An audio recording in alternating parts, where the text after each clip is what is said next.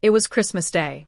I sat there, in the corner of the dining room, watching the laughter, the cheer, the clinking of wine glasses, and the twinkling of lights on the tree.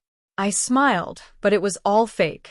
I could feel the heat in my chest rising, but I kept it inside.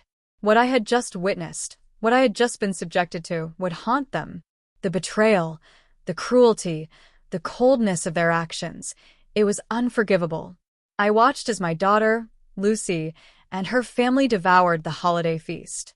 They sat in the center of the table, laughing and telling stories while I waited. I waited quietly.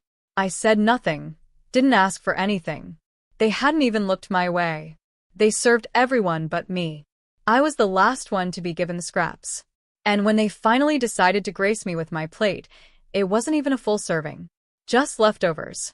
They had given me the remains, the dregs of the meal, after everyone else had eaten.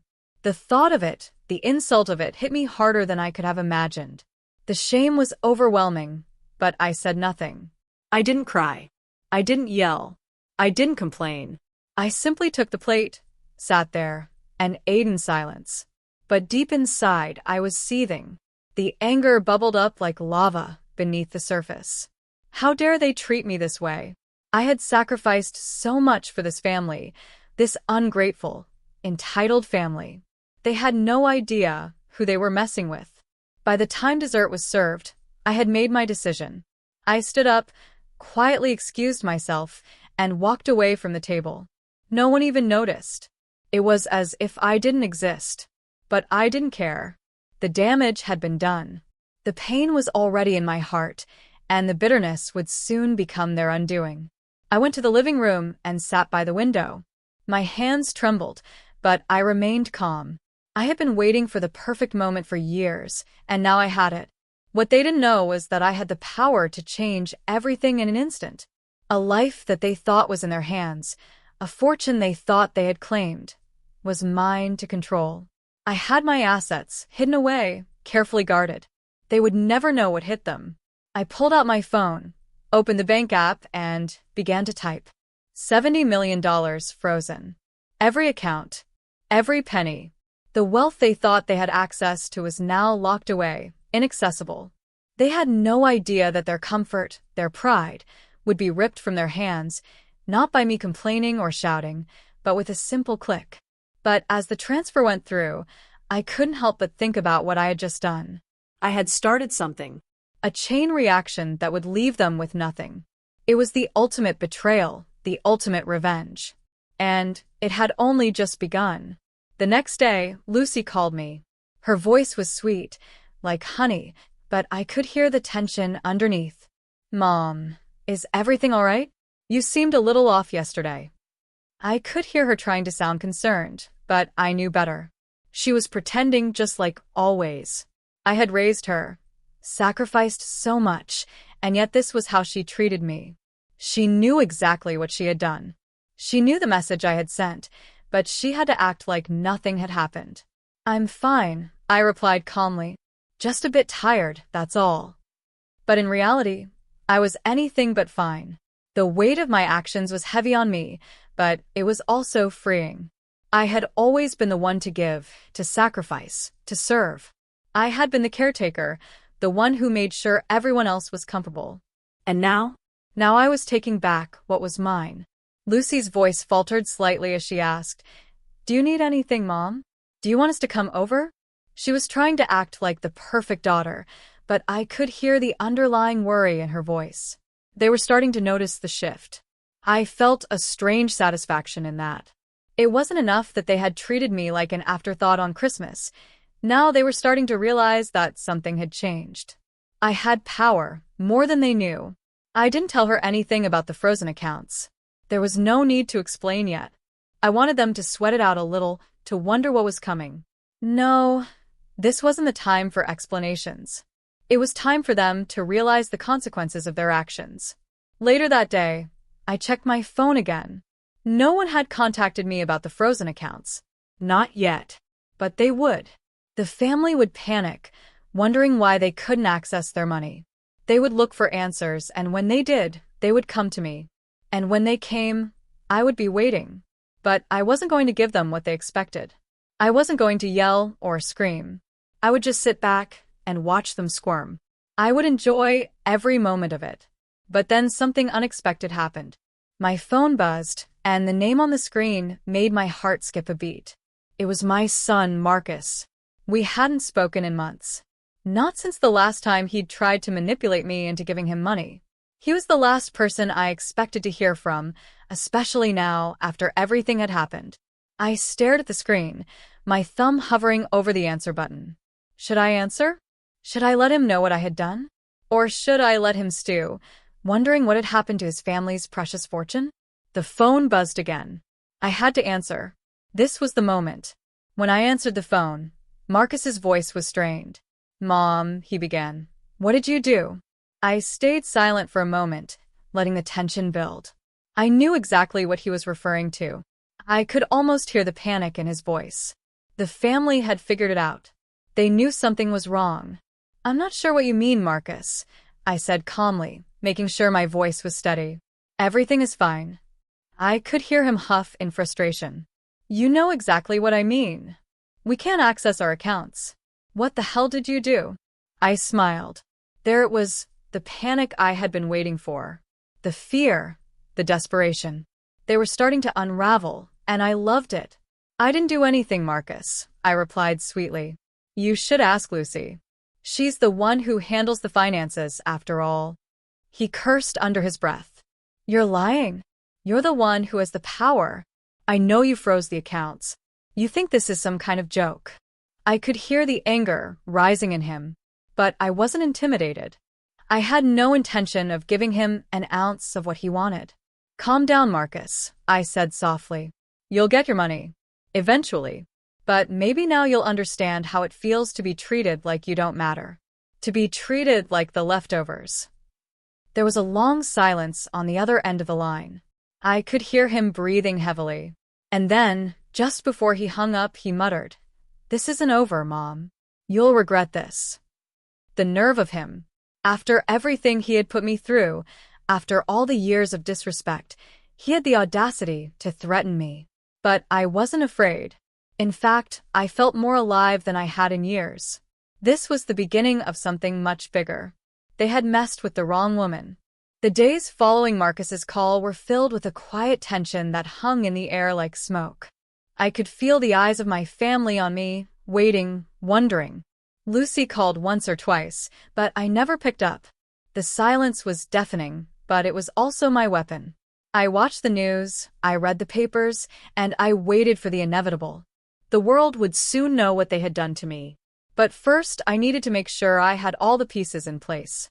I had a plan, one that would leave them gasping, wondering how they could have been so blind. I wasn't done. Not by a long shot. Then, on the fourth day, something unexpected happened. My lawyer called. His voice was as calm as ever, but I could hear the urgency behind it. "We need to meet, Mrs. Johnson," he said. "It's about your assets. There's something strange happening with the accounts." A smile spread across my face. I had expected this. The world was starting to turn, and I was holding all the cards. The lawyer wanted to help me, of course, but I didn't need his help anymore. I had taken control of my own destiny. This was all part of the plan, one that was slowly unfolding.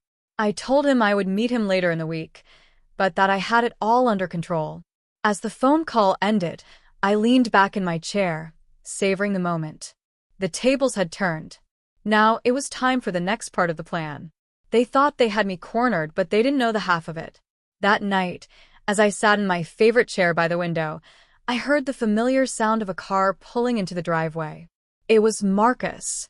I didn't have to look out the window to know it was him. His old sedan always gave him away. He knocked on the door. I didn't answer right away. I let him wait, just as they had made me wait on Christmas Day. When I finally opened the door, he was standing there, a mix of anger and fear in his eyes. He had come to beg. "Mom, we need to talk," he said, his voice softer than it had been on the phone. I stepped aside, allowing him to enter, but I didn't say a word. He walked past me into the living room, and I could see the wheels turning in his mind as he looked around, no doubt wondering how much I had really taken. I don't understand, Mom, he began, his voice cracking. Why would you do this? What did we ever do to you? I sat down across from him, crossing my legs and folding my arms. The silence between us stretched out, thick and heavy. You did nothing, Marcus. That's the problem. His face twisted in confusion. I don't get it. You've always been there for us. You've given us everything. Why turn your back on us now? Because you never learned how to appreciate what I gave you, I said quietly, my voice almost a whisper.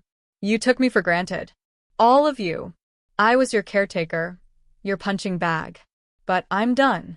I've given you everything you wanted, and I've been trampled on every step of the way. Do you know how it feels to be invisible?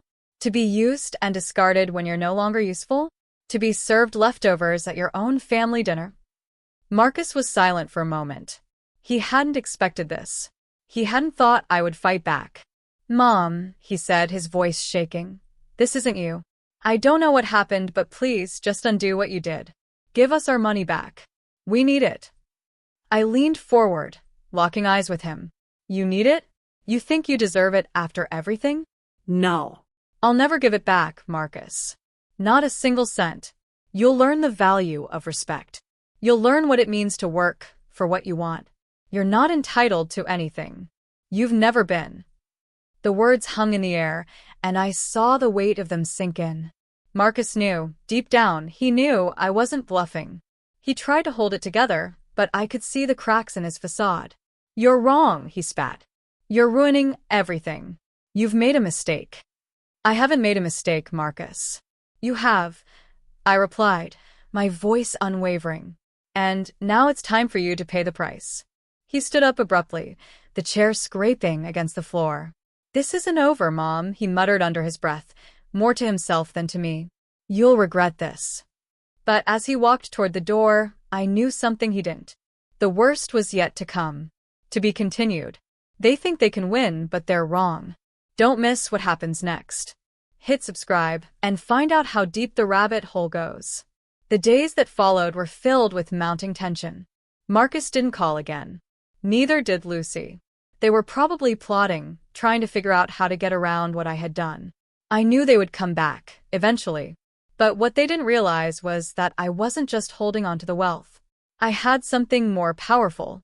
I had control. And now that I had frozen their accounts, they couldn't access a penny of the money they had been so accustomed to. The game had changed, and they were about to learn just how quickly everything could crumble when you treated the wrong person with disdain. I had already started planning my next move. I wasn't going to let them sit in their comfortable, entitled bubbles any longer. They needed to feel the consequences of their actions. But then, out of nowhere, I received a call from an unexpected person, my old friend, Rita. She had always been the voice of reason in my life, the one person I could rely on to give me a clear perspective when things got complicated. Rita and I had known each other for years, and she knew how much I had sacrificed for my family. Ruby, honey, I heard what happened, she said, her voice filled with sympathy. Are you sure about this? I mean, it sounds like you're really making a statement, but is it worth it? Are you willing to go this far? I sighed. I'm not just making a statement, Rita. I'm teaching them a lesson. They need to understand the value of respect, of family, of what it means to give without expecting something in return. I've spent my life giving, and what do I have to show for it? Leftovers, Rita. Leftovers. I hear you, Ruby, she said softly. But just remember, there's always a price to pay.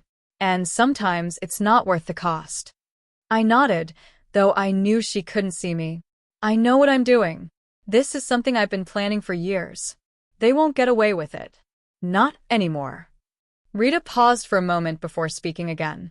I just hope you're prepared for what's coming. The last thing you want is for this to spiral out of control.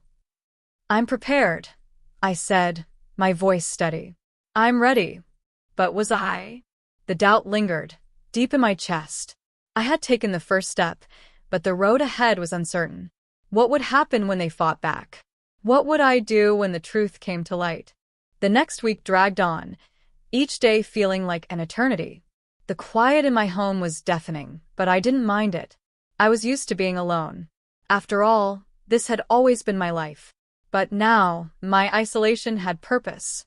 I was playing a game they didn't even know they were part of yet. I had seen the signs. They were getting desperate. Lucy's phone calls came more frequently, but they were always short, always filled with a forced tone of sweetness. "How are you, Mom?" she would ask, trying to sound concerned. "Do you need anything?" But I could hear the cracks in her voice. They knew I had done something they couldn't easily fix. And they were terrified. They had no idea what was coming. One evening, I received another call. This time, it was from Marcus. His tone was different from before, quieter, more calculating. "Mom, we need to talk," he said, his voice thick with something I couldn't quite place. About what? I replied, leaning back in my chair. I wasn't going to make this easy for him. Not after everything they'd done. About the money. "You've made your point. But this isn't just about money. It's about family. We need you to reverse the account freeze. Please."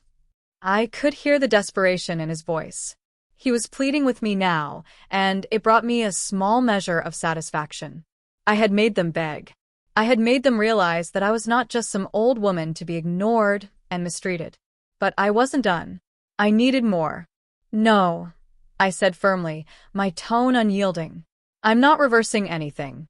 You need to learn how to live without depending on others for everything. You need to learn the value of hard work and respect." There was a long silence on the other end of the line. Mom, I don't know what happened to you. You've changed. You used to be the one who gave us everything. Now, you've taken it all away. I felt the weight of his words, but I didn't flinch. "I'm giving you something much more important than money, Marcus. I'm giving you the chance to grow. To understand what it feels like to be treated like you don't matter. You will understand this soon enough." "Is this how you want it, Mom?" he asked softly, almost as if he was pleading with me again.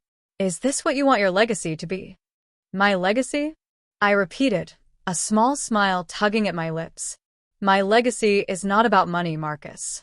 It's about showing you and the rest of the family that respect is earned, not given freely." I heard him sigh heavily, the sound filled with frustration.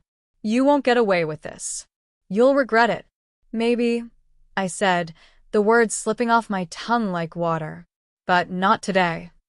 The call ended, and I was left alone in the silence once more. I could feel the weight of what I had done. It wasn't just about the money. It was about the power I now held, and how it was slowly breaking their world apart. I watched the sun set outside my window, my thoughts turning to the future. Would they give up? Or would they fight back? Either way, it didn't matter. The damage had already been done. The battle is far from over. Ruby's plan is shaking the very foundation of her family. Will they break, or will she? Stay tuned for the next chapter and hit subscribe to find out what happens next. The next few days were filled with strange tension. The phone call stopped, but the text messages came in waves. It was clear that my family was spiraling, trying to figure out what to do next. They had no answers, and I was enjoying every moment of it. But despite the silence, I knew they were plotting. And that's when I decided to make my next move. I called Rita again. She had always been a sounding board, someone who could help me see things clearly when the emotions of it all threatened to cloud my judgment. "Rita, they're getting desperate." Marcus called again. "I think he's starting to panic," I said, my voice steady. But underneath it, I could feel the stirrings of something deeper. Something darker. "You've got them on the ropes, Ruby," Rita replied. "But be careful. They won't back down quietly. Not if they have any way of fighting back." "I know," I said, taking a deep breath. "But I'm not backing down either. This is bigger than me. It's bigger than them. It's about teaching them a lesson they'll never forget. It's about showing them the consequences of their actions." Rita was silent for a moment before she spoke again. "Just make sure you're ready for what's next. You can't take everything away and expect it to go smoothly. They'll fight back harder the more you push." "I'm ready," I replied, my voice firm. "I've spent my life letting them push me around. It's time for them to feel the consequences of their actions." The conversation ended, but I could tell Rita was worried. She was a good friend, but she didn't fully understand. They hadn't heard her. They hadn't betrayed her. She didn't know what it felt like to be treated like you were invisible, like you didn't matter. And that's what made all of this so satisfying. They thought I was weak. They thought they could push me around, take advantage of me, and I would just smile and let it go. But they were wrong. And now they were going to pay for it. The next day, I made the call. I had been waiting for the right moment, and now, everything was falling into place.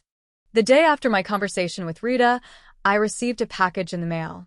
It was small, unmarked, and clearly sent with the intent to remain anonymous. My heart skipped a beat as I tore open the envelope, wondering what new developments were unfolding. Inside, there was a legal document, a letter from one of my family's lawyers. The contents were simple, but they hit like a punch to the gut. Ruby Johnson, you are hereby requested to attend a family meeting to discuss the freezing of assets and the sudden changes to family financial arrangements. Failure to comply will result in legal action. Your actions have caused irreparable harm to the family estate. My hands shook as I read the letter. This was no longer just a power struggle. They were taking it to the next level. It seemed they were preparing to drag me into court. I wasn't surprised. What else could they do? They didn't know how to fix what I had done, so now they would try to break me down through legal channels. But what they didn't realize was that I had been preparing for this moment. I had anticipated their next move, and I had already taken steps to ensure they wouldn't succeed. The accounts were frozen, yes, but I also had something they didn't. A backup plan. It was time for me to play the next card in this game. I put the letter aside and took a deep breath. The fear they tried to instill in me wasn't going to work. No, now was the time for me to remind them of something they had long forgotten. I was still in control. They could threaten me with courtrooms and legal jargon, but they would never take away my peace. Not without a fight. I called my lawyer and scheduled a meeting. We would have to prepare, but I wasn't going to let them drag me through the mud without showing them exactly who they were dealing with. They thought they could win, but they had no idea who they were messing with. Later that evening, I received a call from Lucy. Her voice was shaky, more so than usual, and I could hear the desperation in it. Mom, we've been trying to fix this, but it's not working. We need to talk. Please. I could almost hear her tears behind the words. But my heart wasn't softening. I had been through too much at their hands to be moved by this facade. I don't know what you're expecting me to do, Lucy, I said, my voice cold. But it's too late. You and Marcus had your chance to make things right. But you chose to ignore me, to treat me like I was invisible. Mom, I'm so sorry. I didn't realize. I didn't see it until now, she whispered. Her voice cracked, and I could tell she was struggling to hold herself together. I've been selfish. We've all been selfish. I leaned back in my chair, my mind spinning. I had to resist the urge to give in, to tell her that everything could go back to normal. But I couldn't. They had to understand that their actions had consequences. I'm not reversing anything, Lucy. I'm teaching you all a lesson. This is the hard truth, and it's time you all learned it, I replied firmly. She was quiet for a long moment, and when she spoke again, her voice was more composed. Please don't do this, Mom. We can fix it. We can fix everything. No, Lucy. You can't fix it. Not anymore. Not until you've learned the value of respect. Not until you've earned it. The silence that followed spoke volumes. She had no more words to fight back with. The call ended with her promising to meet with me soon, but deep down, I knew that the damage had been done. There would be no easy way out for her or anyone else in the family. I had already made up my mind. This was the beginning of their reckoning, and I wasn't going to back down. They would face the consequences, whether they liked it or not. Ruby is playing a dangerous game, but she's not backing down. Will her family find a way to break her, or will she be the one to finally win? Hit subscribe now, and don't miss what happens next. The family meeting was scheduled. The lawyer called to confirm, and my heart raced with anticipation. It had been too long since I'd seen them, too long since I'd heard their excuses and pleas. This meeting wasn't just a chance for them to try to get what they thought was theirs. It was a moment for me to take control of the narrative once and for all. The day arrived, and I stood in front of the mirror, adjusting the silver bracelet my late husband had given me. It had always been my favorite piece of jewelry, a gift from the man who had, at least for a time, loved me. I stared at my reflection, seeing not just the wrinkles and gray hair, but the strength that had been with me all my life. I was still Ruby Johnson, and I was no one's fool. The family arrived at my house promptly, as expected. Marcus and Lucy walked in first, both looking uncomfortable, dressed in their Sunday best, as though a meeting like this required the formality of a funeral. Their faces were drawn, and they couldn't quite meet my gaze. Behind them came the lawyer, a man whose name I didn't need to know. He was a tool, nothing more. As they settled into the living room, the tension in the room became palpable. They sat across from me, their eyes darting around, wondering if I was really going to go through with this. "I'm glad you could all make it," I said, my voice calm. "But let's get to the point. You're here to beg me to reverse the freeze. But that's not going to happen." I let the words hang in the air, watching their reactions. Marcus shifted uncomfortably in his seat, while Lucy's jaw clenched. It was clear they hadn't expected me to be so direct, so unmoved. "Mom," Lucy began, her voice tight, "please. We've been trying to work this out. We've apologized." I shook my head. Apologies don't fix things. They only make you feel better for a moment. What you've done to me is irreversible, Lucy. You don't get to undo this just because you're uncomfortable. Marcus leaned forward. "You're being unreasonable. You're hurting us, Mom. You've always been the one to keep the family together, and now you're tearing us apart." "That's the point," I replied. "I've always been the glue. But it's time for you all to understand that I'm not your doormat. I'm not here to serve you, to fix your problems. I'm here to show you what it feels like when the tables are turned." The lawyer cleared his throat, trying to interject. But I held up my hand to silence him. "I've made my decision. There's no going back. I've given you everything. Now you'll learn what it feels like to have nothing." Lucy's face softened, but there was no sympathy in her eyes. Just frustration. She stood up, the anger seeping into her words. "You're a bitter woman, Mom. This isn't you." "Oh, but it is," I said quietly, my voice low but filled with power. "This is the real me, and you'll learn to respect it." The silence that followed was deafening. I could see the fear creeping into their eyes now. The power had shifted, and I was the one holding the cards. The air in the room was thick with tension. Every word I spoke, every move I made, seemed to weigh on them like 100-pound stone. It wasn't the cold silence that got to me. It was the fear. The realization that they had lost the power they took for granted, and now they were powerless against me. The game was over. I had made sure of that. But something I hadn't expected happened. It wasn't Marcus or Lucy who spoke next, it was the lawyer.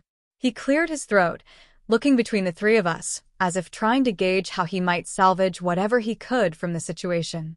"Mrs. Johnson," he started, his voice trembling, "we understand your position, but we would strongly advise you reconsider. There are legal ramifications to this. You're dealing with not just your children's futures, but your own as well. A court battle would be long, expensive, and—" I cut him off before he could finish. "I'm not interested in your advice. I've made my decision, and you will not scare me with threats of courtrooms and lawyers. You want to play hardball? Fine.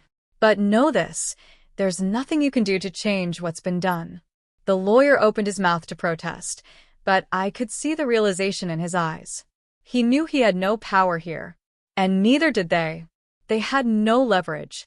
I was the one in control. "I've already contacted my lawyer," I continued, keeping my voice steady. "I've made my preparations, and I won't be bullied into giving up what's rightfully mine." Marcus stood up suddenly, his face flushed with anger. "You're killing us, Mom. We've worked for everything we have. You can't just take it all away. Please don't do this." I remained calm, sitting back in my chair, looking up at him with a cool gaze. "I'm not taking anything away, Marcus. You're the ones who've taken from me for years. You've taken my time, my energy, my love, and my trust. This is just the price you have to pay. You've had your turn. Now it's mine." There was a long silence. For a moment, no one spoke. The room was suffocating. It wasn't the kind of silence you could ignore. It was filled with all the things left unsaid, the fears unspoken, the regrets hanging heavy in the air. Then Lucy, who had been sitting quietly beside her husband, stood up. She walked over to me, her face tight with emotion. For a second I thought she was going to shout, to cry, or worse, beg me to stop. But instead, she did something unexpected.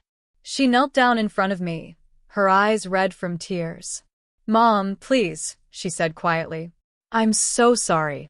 We took you for granted. I know we did. But please, let's end this. Let's fix it together." Her words were softer now, filled with vulnerability. But I wasn't moved. I had heard all of this before, the empty apologies, the promises of change. They meant nothing now. She had shown me who she truly was, just like the rest of them. "You don't get to fix this, Lucy," I replied, my voice steady. "Not by asking me to forgive you now. You'll have to live with the consequences, just like I had to live with being forgotten, neglected, and pushed aside. You'll learn what it feels like to be treated like the last option." Her face twisted with guilt, but I couldn't bring myself to feel sorry for her. Not anymore. Then, without a word, I stood up, walking past them and heading toward the door. I could hear Marcus calling after me, but I didn't turn back. I didn't need to. The damage was done. I walked outside into the cold night air, taking a deep breath. The world felt different now. Lighter, somehow. I had made them feel what they had made me feel for years. Powerless, overlooked, and small. But now I had my power back. And I was never giving it up again. As I stood there on the porch, watching the lights of the house flicker in the distance, I felt a strange sense of calm wash over me. My family might never be the same, but that was the price they had to pay. I was no longer the woman who had served and sacrificed. I was no longer the invisible, silent figure in the background. I was Ruby Johnson, and I was done being overlooked. The phone in my pocket buzzed. I pulled it out, seeing a message from Lucy. It was a simple text. "Please, Mom. I hope one day you can forgive us." I smiled to myself, but I didn't respond. Not yet. They had to earn forgiveness. They had to show they had learned the lesson I'd forced them to face. And maybe, just maybe, one day they would. But for now, I was free. And that was all that mattered.